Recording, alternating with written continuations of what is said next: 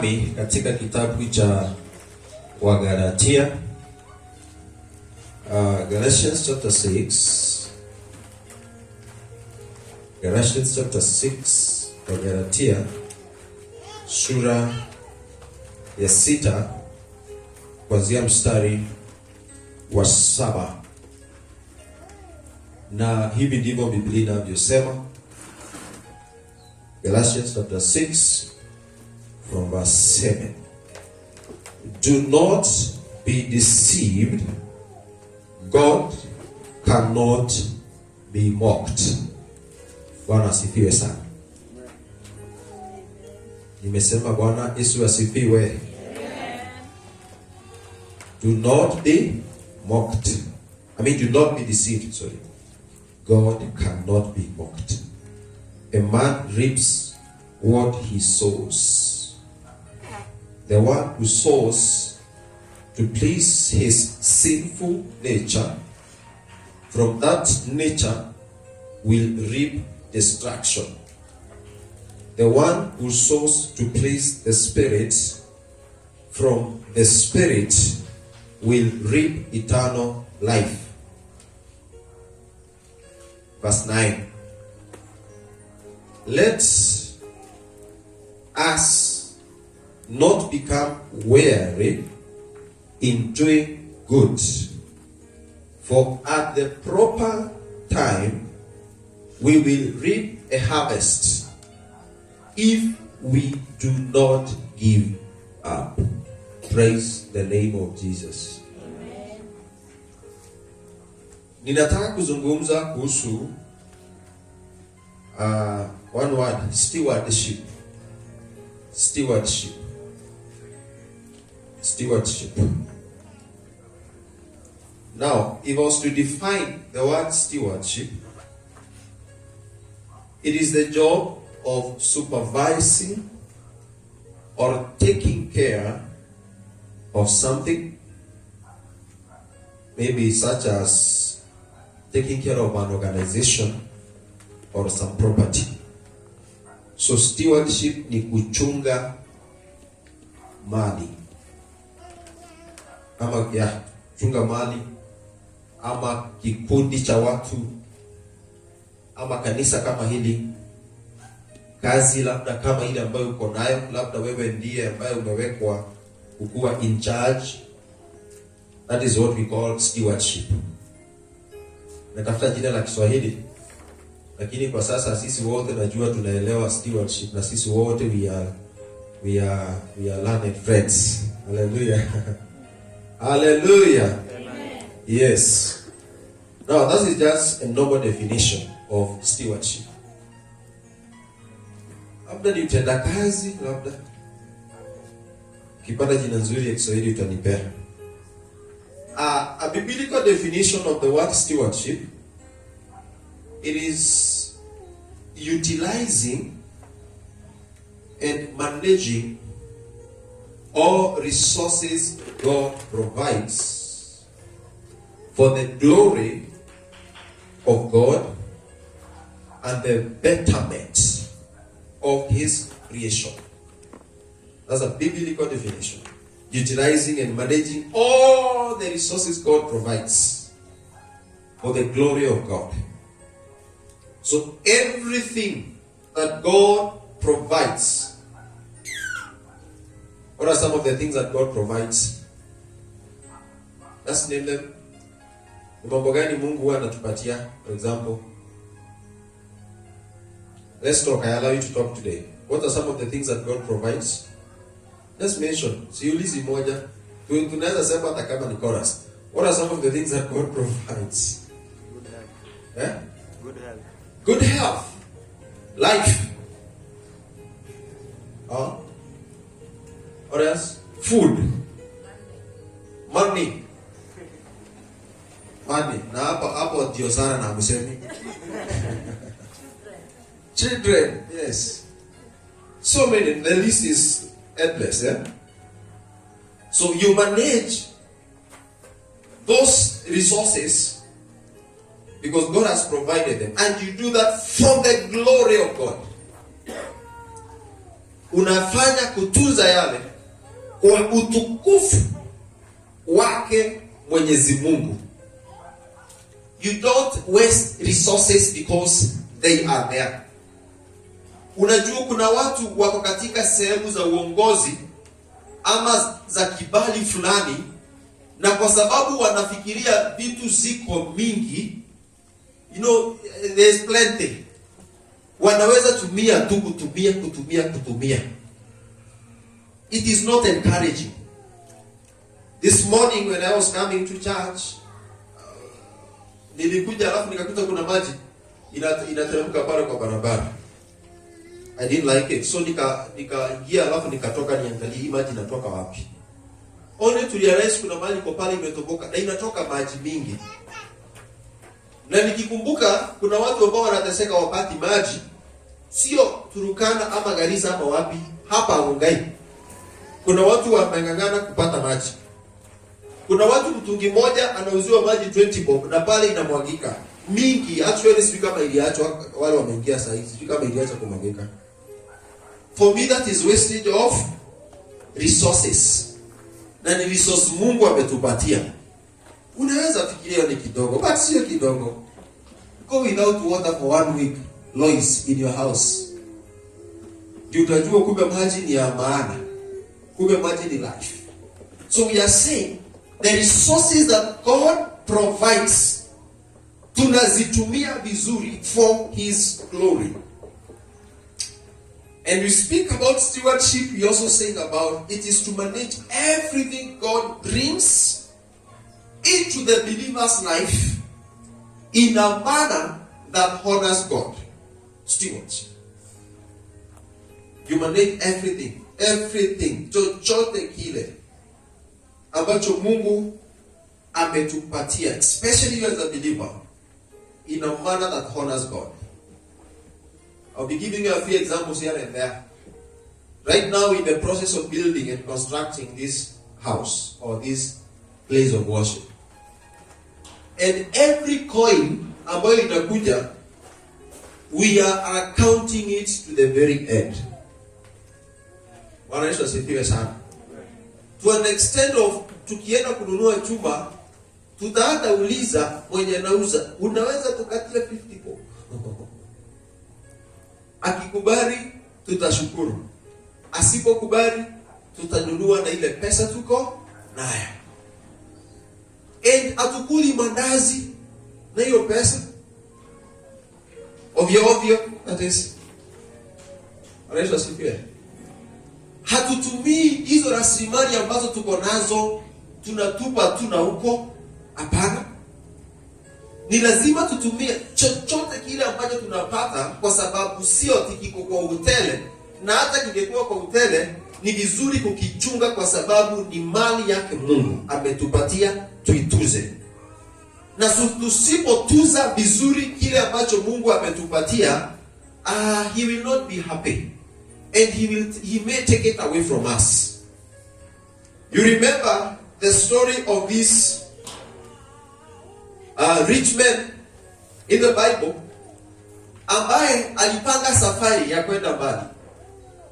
Na katika ile safari yake akaamua, niko na watendakazi hapa, na badala ya niende tu hivyo nitawapatia kila moja kiwango fulani cha fedha ambacho ataenda kufanya kazi ya wekeze, ndiposa nikirudi nikute kuna faida zaidi nimepokea ama nimepata. So akapatia mmoja 5, mwingine akapewa ngapi? 2, mwingine akapewa 1. Na mwenye alipewa 5 na mwenye alipewa 2 wakafanya kazi vizuri, wakaenda wakaiwekeza vizuri, na ikadouble. Mwenye alikuwa na 5 zikakuwa double, mwenye 2 double. Lakini kuna mmoja pale alikuwa na 1, yeye alikuwa mvivu kiasi kwamba hakuona kile ambacho amepewa kama kina umuhimu wowote. He just took it so lightly.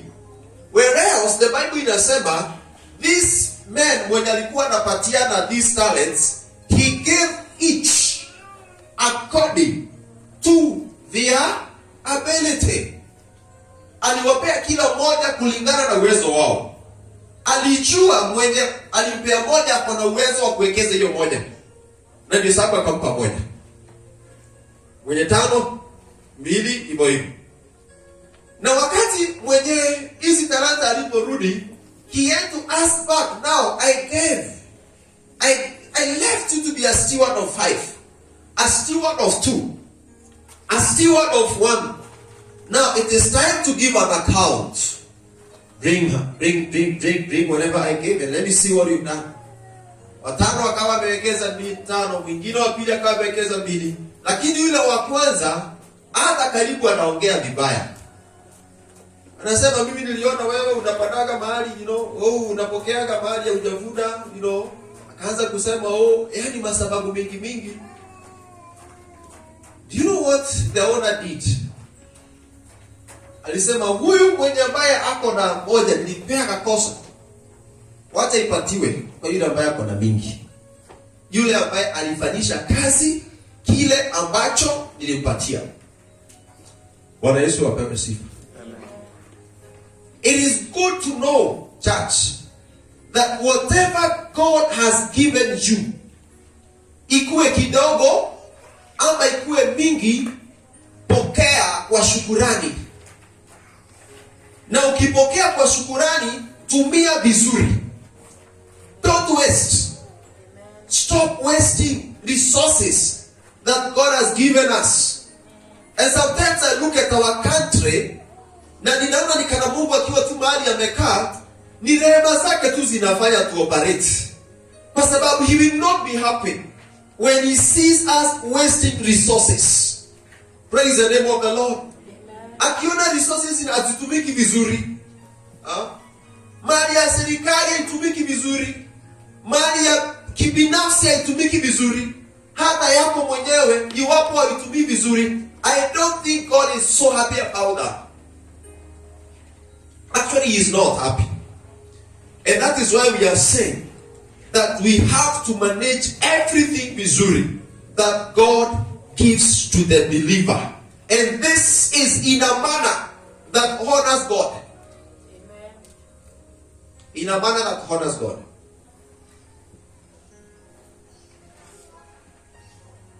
Kwa hivyo hata chakula nyumbani mkiila, tafadhali ukibakisha usimwage. Usimwage ati sababu umeshiba. Unafikiri utashiba milele? Utahitaji kesho. Weka kula kesho.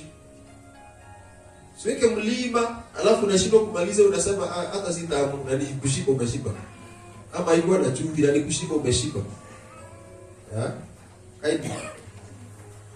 No, the scripture about umesoma, it is bringing out this one so clearly.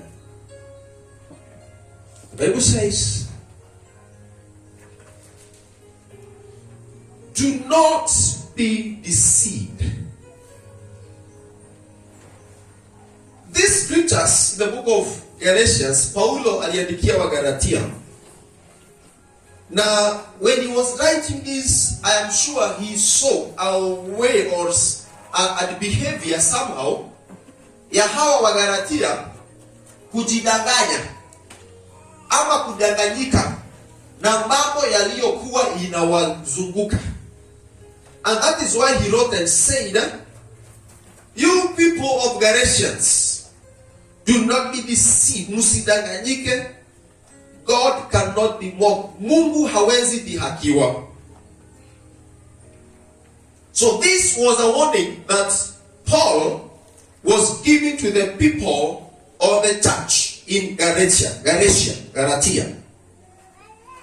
He warned them of deception. Aliwaonya dhidi ama kinyume na kudanganyika. Sema kudanganyika. And allow me to submit these people and friends of church that even today we have so many people who are living a life of deception. Deception ni kudanganyika. It's not a lie. You see, a lie iko tu wazi kabisa. A lie iko wazi. A lie ni ile kama I tell you something about najua 100% is not right. Nimekupigia simu, uko wapi? Niko Nairobi. Where else? Uko Mombasa. That's a lie. But a deception is much more. It appears as truth, but it is not in real sense the truth. Praise the name of Jesus. Deception inakanga ni kama, actually ni kama uongo wenye umepakwa siagi. A coated lie, kind of. Inakaa nzuri, you know. It looks appealing. It looks na ni ukweli, but it is not truth. Na lengo ya deception ni kukuangusha na kukufanya usifikie lengo la kufurahisha Mungu. Actually inakuweka katika position ya upweke wa aina, na inakuweka katika position ile ya kwamba hauwezi ukasonga zaidi ya hapo kujua kile ambacho ni cha ukweli. Kuna kuzibwa macho, kuna kufungwa macho, kuna kuwa, when we speak about deception. You think everything is okay, but it is not okay. Praise the name of Jesus. Amen. And especially in the days that we are living in matters of faith and COVID. You see, when COVID came, and the churches were closed, and let me put it visually. The doors of the churches, of these buildings, were closed. Because in actual sense, the church was not closed. Sidhani kuna kiongozi wa serikali alikuja akakuweka super glue kwa mdomo. Wewe, you know you are the church. Wewe ndio church. Bible says that our bodies are the temples of the Holy Spirit. So you are the church. I am the church. So we were not told shut up. You try to talk and it's not coming up. It was not that. So when the doors of the churches were closed, now the devil took advantage of the situation. The devil took advantage of the situation. And allow me also to say, somehow some people allowed the enemy to take advantage. And so the enemy came and he closed their hearts, their commitment, and also their stewardship to the things of God. Now, the deception came in whereby, now, kanisa zimefungwa. Na hakika ni ukweli, COVID is there. And it's destroying the lives of people. So, we are told we cannot go to church. We cannot fellowship. So, it is true, COVID is there. But then, if I go to church, nitapokea hiyo kitu. Nitapata hiyo kitu. So, mimi siendi church. Right? Because I want to hear, to obey the government, and it is good and we are doing that. But then, mimi church siendi kwa sababu itapatwa na nini? Ama kuna hiyo spread kubwa ya COVID. And so, hata kuomba, nikipiga sauti nitaambukiza watu. Ama nikifungua mdomo mbele ya watu nitaambukiza watu. And if I go for fellowship, so the best thing for me to do, I want to be very obedient. Na lazima nitii serikali, na ni vizuri. So, mimi siendi, acha nikaange nyumbani. Sunday. Kini Monday, Bwana Yesu asifiwe sana. Lakini Monday, Tuesday, Wednesday, Thursday, Friday, Saturday and Saturday, nienda wapi? Job. Kuko free. You see the kind of life we are talking about.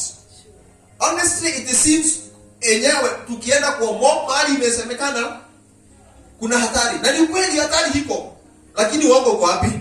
Where is the deception? Where is the coated lie? that when I go to church, I will get it. And that is why so many people shut off fellowship. They shut off the spiritual things. They shut off praying. You know, and one of the things, by the way, I want to note here, thank God for our government. They never stop us from worshiping. Amen. Hallelujah. Amen. They did stop us from worshiping. They only stopped congregational. Ili kukutana pamoja mkiwa wengi. Lakini hawakusema msiabudu. But as a believer, they stepped in the name, they stopped that worship in the name of God. So let's not allow the enemy to deceive us, because deception is of the devil. He is the one who deceives us to take advantage of our weaknesses or even of our strengths sometimes. You know, some of those people in some of these sports, hizi michezo za kupigana, wakati wanapigana wanaangaliaga one weakness ya mtu ama sometimes strength ya mali mtu iko. Akijua nguvu yako iko kwa mkono yako ya kushoto, atajaribu vyovyote vile ataweza kuvunja hiyo mkono yako ya kushoto. Akishamalizana hiyo mkono, hata anaweza relax, akushage tu hivyo kidogo kidogo, akipumzika ndio akukujie vizuri, akuweke chini knockout. That is what the enemy does. Praise the name of Jesus. So let's not be deceived. That is what God, the word of God is. Do not be deceived. Tusidanganyike kabisa. Because what happens is this. If we are allowed to be deceived by the enemy, we will not do the things that God expects us to do as his steward. Kama watendakazi wake. Hatutafanya kile ambacho Mwenyezi Mungu anakusudia tuweze kukifanya. Wanasifiwe sana. Paul writes to Corinthians on the same about deception. In the book of 1 Corinthians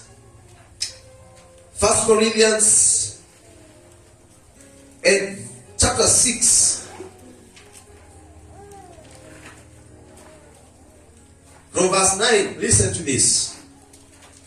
Paul writes to the Corinthians and tells them, don't you realize that those who do wrong will not inherit the kingdom of God? Don't fool yourselves. In other words, do not be deceived. Do not be deceived. Those who died in sexual sin, or who worship idols, or commit adultery, or are male prostitutes, or practice homosexuality, or are thieves, or greedy people, drunkards, or are abusive, or cheat people, none of this will inherit the kingdom of God. Bwana Yesu asifiwe sana.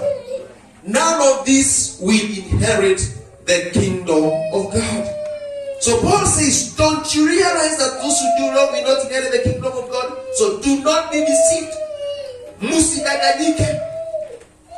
Kwa sababu wale ambao wanajidanganya na kujiingiza katika mambo mengi sana ambayo Paulo ameweka pale, unakuta ya kwamba yale mambo ambayo wanafanya na zile vitendo ambazo wanajikuta wakifanya hazimfurahishi Mungu. And that is why even the word of God clearly says that those people who do so, they will not inherit, they will not see, listen here, they will not see, they will not inherit the kingdom of God.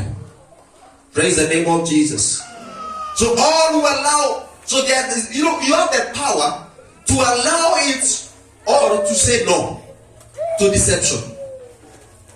Uko na nguvu ya kukubali kudanganywa ama kukubali. Unaweza kubali ama ukatae. Naomba Mungu akusaidie that you will not allow any kind of deception uongo unaokaa ukweli, where else ni uongo kabisa na ni ubaya, uingie ndani yako. Praise the name of Jesus.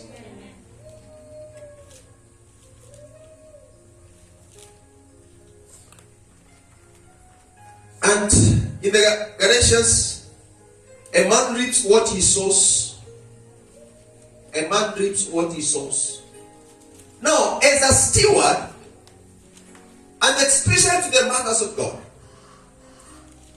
kile ambacho Mungu amekupatia, the gift ambayo Mungu amekupatia, or whatever it is that God has given you as a believer, you have to be very careful, because whatever it is that you're doing, you are sowing. Hallelujah. Chochote unafanya, unapanda. Na ni vizuri kujiuliza, msimu wa kupanda ni mbegu gani ninapanda? You don't just plant.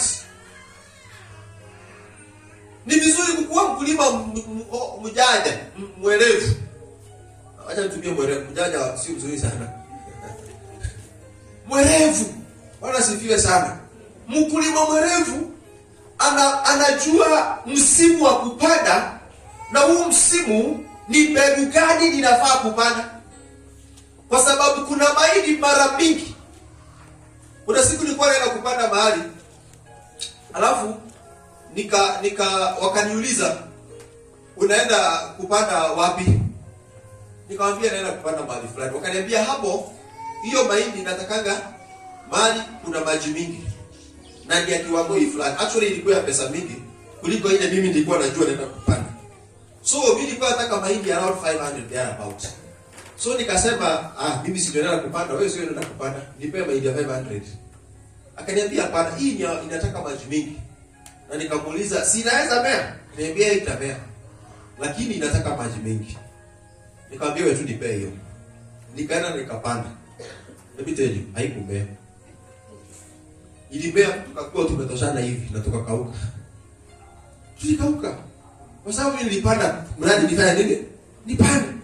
Sikufuata maagizo kama mkulima hodari ama mwerevu. So I did drip. Sikuvuna. Na hata kama ningeweka maji kidogo kidogo, ningevuna tule tumaini tunatoshana hii mkono. Badala ya kuvuna mahindi yenyewe, unavuna tu vitu vingine hata uelewi. So it's good to know what are you planting. And in this life as we are living every day, let me tell you this now. Every day we are planting. Now every day at some point, even if sio kila siku, kuna siku itakuja kile ambacho tumepanda tutakivuna, and that is scripture. Now the one who sows to please a sinful nature, anayepanda kufurahisha umwili, kwa sababu ile deception iko katika ulimwengu wa leo ni ya kwamba I can stay my life the way I want. After all, this life is all about me. It's mine. Hii future ni yangu. I don't care. That's the attitude that we have with so many people. That this life is all about me. You can't tell me, kwani hii maisha unaishi tu na Mungu peke yake? Kwani hii maisha ni they don't care attitude ambayo tuko nayo ama watu wengi wako nayo. It will come a time and they will reap. Kuna watu watakuwa na reap ama wanavuna kwa machozi. Wengine wanavuna wakifurahia. Na mwenye alivuna anavuna akifurahia. Most likely wakati wa kupanda, it was not easy. You have to pay the price. When you are planting, utadungwa. Wakati unapanda utasweat. Wakati unapanda utanyeshewa. Wakati unapanda zitaibiwa ama nini zitamwagika. But you have to be consistent and know, I have to plant the right seeds. And someone hear me. Praise the name of the Lord. So ni vizuri tujue ya kwamba as a steward, mtenda kazi wake Mungu, as a steward, what am I doing? The thing that I'm doing today, is it worth me to celebrate tomorrow? Vile ambavyo ninalea watoto wangu, hii kitu ambacho kitanifurahisha siku ya kesho. vile ambavyo nina handle wale watu ambao niko karibu na wao, and especially ninapo delegate my duties, am I doing it in the right way, or I am doing